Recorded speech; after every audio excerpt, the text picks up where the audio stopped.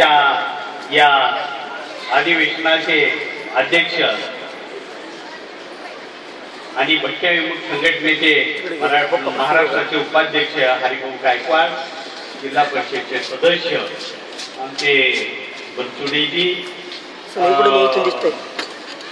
लातूर जिल्ह्याचे अध्यक्ष आमच्या संघटनेचे राजेश भांडे, शिवाजी जोशी गेलेले आहेत, परंतु सर्व इथले आता उपस्थित असलेले सत्कार मूर्ती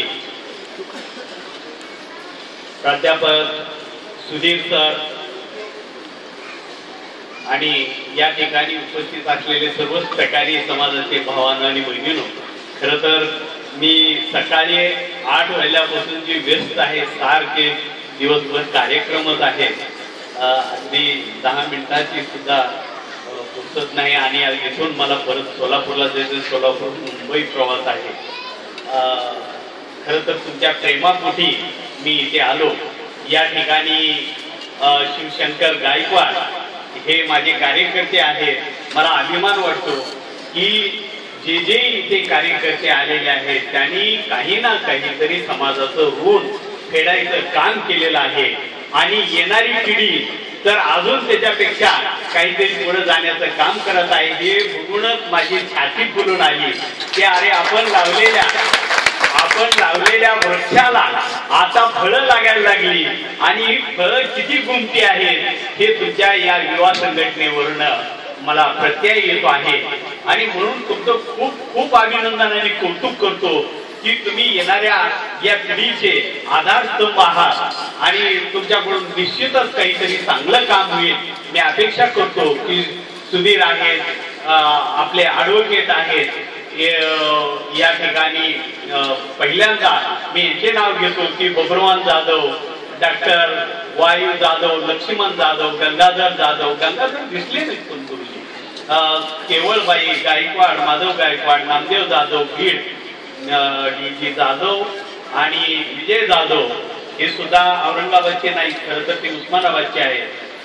आणि ज्यांनी संयोजन केलं त्या डॉक्टर अर्चना प्रिन्स गायकवाड, प्राध्यापक सुधीर जाधव, प्राध्यापक अमित गायकवाड, विजय जाधव, माधव जाधव, संजीवनी जाधव, बालाजी गायकवाड, तुम्ही सर्वच या ठिकाणचे युवा संघटनेचे लोक. आणि इथं माझी बहीण आलेली आहे, तिचंही नाव घेतो. माझा क्लासमेट मित्र आलेला आहे, ज्यांनी मला अर्धी भाकर शाळेमध्ये घेऊन ज्यांनी मदत केली ते माझे मित्र अंकुश मेकले आणि या ठिकाणी उपस्थित असलेले सर्व माझे चाहते टकारी समाजाचे लोक. खरं तर मी तुम्हाला एवढंच सांगेन की आजचा 15 ऑगस्टचा हा स्वातंत्र्याचा दिवस, त्याही पेक्षा इथे टकारी समाजाच्या युवा पूर्वांनी केलेला कार्यक्रम हा खरा स्वातंत्र्याचा दिवस मी आज मानतो. कारण ज्या समाजाला स्वातंत्र्य काय हेच माहिती नव्हतं, माझं आयुष्य गेलं, हे स्वातंत्र्य कुठं आहे, तू मला आजच्या दिवशी तरी भेट, मी आज उपाशी आहे रे बाबू म्हणायचं आणि बोंब मारायची. हे कार्यक्रम मी गेल्या 35 वर्ष करत आलो. शेवटी मुंबईमध्ये बोंब मारलो आणि मुंबईमध्ये मंत्रालय झालं भटक्या विमुक्ताचं, परंतु अजूनही न्याय मिळत नाही. मी शेवटी दिल्लीला जाऊन बोंब मारली आणि दिल्लीच्या त्या इंडिया गेटवर जेव्हा मी व्हीपी सिंग माजी पंतप्रधान त्यांना घेऊन कार्यक्रम केला आणि नंतर आयोग निर्माण झाला देशामध्ये. आणि आता भटक्या विमुक्ताला मला काल परवा सोनिया गांधींच्या या संबंध ब्युरोक्रॅटचं पत्र आलं इंटरनेटवरनं मेलला की आता भटक्या विमुक्तासाठी भारत सरकारने पहिल्यांदा 200 कोटी रुपये राखून ठेवण्याचं ठरवलं आहे. ते बहुतेक लवकरच डिक्लेअर होणार आहे. हा प्रवास एका गुन्हेगार जमातीतल्या कुत्र्यासारखं जोडून बसणारा, पोलिसाचा ड्रेस बघून पळून जाणाऱ्या पोरानं या देशामध्ये जी काही निर्माण करून ठेवलं ते केवळ या लातूर मधल्या आपल्या सर्व भटक्या विमुक्त जमातीच्या लोकांच्या आशीर्वादानं मला बळ मिळालं आणि मी हे काम करू शकलो. आणि म्हणून येणाऱ्या काळातलं पुढचं काम आता तुम्हा युवा पिढीवर जबाबदारी आहे. आणि म्हणून मला खूप आनंद वाटतो आजच्या दिवशी की तुम्ही खूप खूप पुढे जा.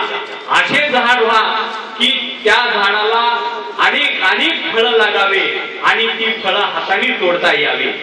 आपल्या समाजामध्ये नाही, म्हणजे आपला संबंध समाजामध्ये खरं तर जातीच्या नावाखाली अनेक झाडे, पण ही झाडं कशी वाढली? नारळासारखी वाढली.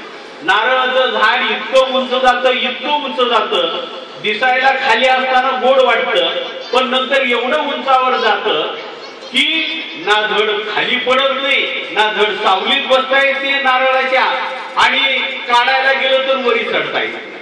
तर समाजामध्ये नारळाचे झाड नको, तर आंब्याचे झाड, वडाचे झाड, पिंपळाचे झाड व्हा की ज्याच्या सावली खाली बसून किमान 2 घासा खाता येईल.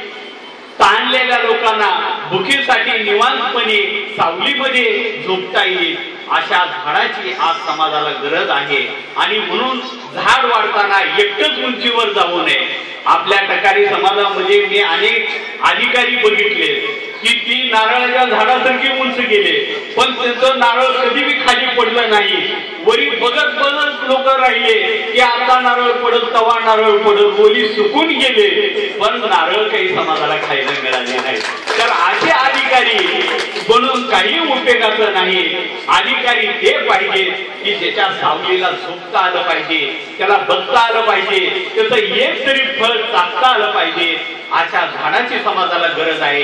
आणि मी खात्री करतो की सुनील आणि ॲडव्होकेट हे जे सर्व पोरं आहेत, हे सर्व येणाऱ्या काळामध्ये हे आमचे खरं आंब्याचे झाड आहेत आणि हे खरे फळ देणारे झाड आहेत. यांना पाणी घालण्याचं काम समाजाने करावं. खरं तर समाजाने शाबासकी दिली पाहिजे, कोड कौतुक केलं पाहिजे. हरिभाऊ गायकवाड एक पोरगा ज्याच्याकडं कसलंही साधन नव्हतं, माझ्या भावाचीच मुलगी दिल्यामुळं त्यांचे माझे संबंध आले आणि हळूहळू त्यांच्या स्वतःमध्ये एक स्पार्क असला पाहिजे. माणसाला मदत जरूर करतात, पण मदत केल्यानंतर सुद्धा पुढे वाटचाल करण्याची जी जिद्द लागते. मी खरं तर तुम्ही असं बोलू नका हरिभाऊ गायकवाड, तुम्ही जरा ऐकायचं काम करा. हरिभाऊ गायकवाड, मला विलासराव देशमुखचा एक कार्यक्रम होता. विलासराव देशमुखच्या कार्यक्रमामध्ये विलासराव देशमुख आता आपल्यात राहिले नाही, खरं तर चांगला माणूस होता विलासराव देशमुख. आणि त्यांनी तेव्हा म्हणाले, लक्ष्मण गायकवाड तुम्ही कुठे मुंबईला गेलात? तुम्ही तर अजून इथंच पावईल राहून बसलेला आहात.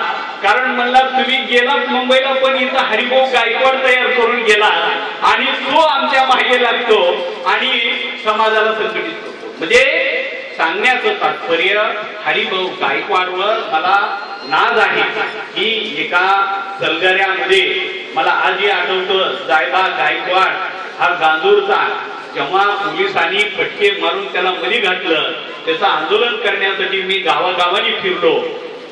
सलगरा बघितला, कवठा बघितला, तुम्ही सर्व साक्षीदार आहात. तर मी बड्या लोकांना व्यसन घातली, सर्व लोकांना मध्ये घातलं आणि आपल्या समाजाच्या मुक्तीचा नारा दिला. लोक मुक्तपणे जगू लागले. लातूर मध्ये येणं मुश्किल होतं, आज लातूर मध्ये व्यापार करत आहेत. लातूर मध्ये सोन्या चांदीचा व्यापार, कपड्याचा व्यापार, प्राध्यापक आहेत, वकील आहेत आणि हे मला जीवनपणी बघायला मिळालं. माझ्यासारखा आनंदी आणि सुखी माणूस जगामध्ये मला साहित्य अकादमी पुरस्कारापेक्षाही मला आजचा आनंद मी कधी विसरू शकणार नाही की माझ्या येणाऱ्या नव्या पिढीमध्ये एवढे तरुण वकील, डॉक्टर, प्राध्यापक झाले आणि त्यांनी माझा सत्कार केला, गुणी लोकांचा सत्कार केला. हे समाजाच्या प्रगतीचं सर्वात मोठं लक्षण निर्माण. याच्याबरोबर जाता जाता मी तुम्हाला एवढंच सांगेन की तुम्ही कुलवंत, क्षत्रिय कुलवंत टकारी समाज नाव दिला. मला काही म्हणलं नाव काही असावं, पण आता छत्रपती हे आम्हाला मागासवर्गीय म्हणून आता नवीन बदल करत आहे आणि आपण मात्र मागासवर्गीयातून छत्रपती करत निघाला. हा प्रवास खरं तर सर्वांना धक्का देणार आहे. कारण माझ्या मागे मी आयोगाचा सदस्य असताना सर्व श्रीमंत श्रीमंत माणसं, क्षत्रिय माणसं, तलवार घेऊन फिरणारी माणसं म्हणाले आता आमच्या तलवारीला गंज चढलेला आहे, आता त्याला धार बी नाही, आता आम्हाला मागासवर्गीय म्हणून डिक्लेअर करा. आणि आपला बेकारी समाज क्षत्रिय, काही हरकत नाही, आपण क्षेत्रीयच आहोत, कारण आपण लढाऊ बाण्याचे लोक आहोत. इंग्रज सरकाराच्या विरोधात बंड करणारे आणि गोरगरिबाला सहाय्य करणारे आमचा यल्लाप्पा टकारी बीडचा आणि तुकाराम टकारी यांना भेटायला मी मांजर सुमेरच्या तिथे गेलो होतो. तेव्हा त्या मांजर सुमेरच्या 50 गावामध्ये या लोकांना देव म्हणून पूजत होते आणि पोलीस त्यांना डाकू म्हणून शोधत होते. मी म्हणालो हा काय प्रकार? तर या माणसांनी केवळ डाकूगिरी केली नाही, तर टकारी समाज तो आहे जो माजलेल्या लोकांना, धनसंपत्ती असलेल्या माणसांना लुटायचा आणि गरीबाला वाटायचा. आणि म्हणून हा क्षत्रिय आहे की जो गोरगरीब माणसाला सांभाळण्याचं काम केलेलं आहे. आणि म्हणून पण आता ते काम करायचं आपल्याला सोडून द्यायचं आहे. आता आपल्याला उत्तम कांबळेंनी सांगितलं की या लोक चंद्रावर चाललेले आहेत आणि आम्ही अजून बी किस्तंग मतायला गेलो तर आता मारच खावं लागणार आहे. आता किस्तंग मतायचं आणि कडू प्यायचं आणि मुरळेल कम खायचं, असा नारा देण्याचं काम आता गरज आहे. प्रेमाला प्रेम वाढतं, तुम्ही प्रेम द्यायला शिका, शेजाऱ्यावर प्रेम करा, जवळच्या मित्रावर प्रेम करा. द्वेषाचं राजकारण कधी करू नका. द्वेष माणसाला कमकुवत बनवतं, राग माणसाला, राग मत्सर लोभ हे माणसाला नेस्तनाबूत करतं, माणसाला माणसात ठेवत नाही. म्हणून एकमेकांनी प्रेम करायला शिका, प्रेमाने राहावा. प्रेम सर्वस्व काही आहे जगामध्ये, सर्व टिकून आहे केवळ प्रेम. आईने मुलावर जसं प्रेम करते आणि तिच्या शरीरामधून रक्त, आईच्या स्तनामध्ये मुलाला दूध पाजवताना सहजासहजी दूध येत नाही, दुधाच्या धारा का पडतात? तर तिचं प्रेमाने आणि मायेनं शरीर इतकं बधून जातं की त्या रक्ताच्या धारापासून पुन्हा दूध निर्माण होतं आणि मुलाच्या तोंडात जातं आणि त्याची वाढ होत असते. हे प्रेमाचं शिल्प प्रत्येकाने आपलं केलं पाहिजे, एकमेकांनी प्रेम केलं पाहिजे, द्वेष करू नका. टकारी समाजामध्ये अनेक आजही कुटुंबामध्ये वाद निर्माण, वाद प्रतिवाद, छोट्या छोट्या गोष्टी जिथल्या तिथे मिटल्या पाहिजे, प्रेमाने वागलं पाहिजे. हाच खरा संदेश आहे. आज अंधश्रद्धा, आम्ही आता अंधश्रद्धा निर्मूलनाच्या विरोधात बोलत होतो. मी तुम्हाला जास्त सांगणार नाही, पण तुम्हाला एवढंच सांगतो की